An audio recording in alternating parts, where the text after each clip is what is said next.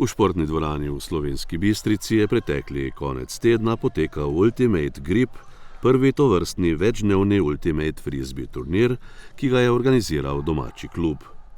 Pomerilo se je 9 ekip iz Avstrije in Slovenije, ki so igrale 5-5 mešano, kar pomeni, da sta vedno bili v ekipi 2 punci. Zmagala je ekipa Vertigo iz Nove Gorice pred avstrijskima ekipama GTV Gleisdorf in Augertner Ultimate Graz. Domača ekipa Rubber Duckies je osvojila 7. mesto, 5. pa so bili upokojeni, za katero je tekmovalo veliko igralcev iz Slovenske Bistrice. Več o turnirju je povedal vodja tekmovanja Žiga Orešič. V bistvu je to naš prvi večdnevni dvoranski turnir.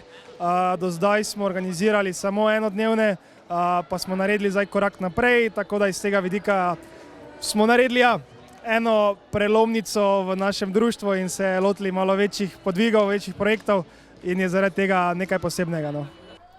In kako sta bila s prikazanim zadovoljna igralca ekip Upokojeni in Vertigo? Jaz sem navdušen, poskrbljeno je za vse, kar imajo klasični turnirji po Evropi, res je na nivoju, telovadnica je prostorna, dovolj veliko igrišče, urejeno je za hrano, palačinke, vsi dodatki, tako da jaz sem res navdušen nad to organizacijo. Prilagodili smo se tako, da smo imeli že eno tekmo prej, kjer smo našli naše pomanjkljivosti. Vedeli smo, da imamo kar visokega nasprotnika in smo probali zapreti te podaje, tako da smo zaupali bolj na našo hitro igro, na kratke podaje in tako dosegli več točk kot oni.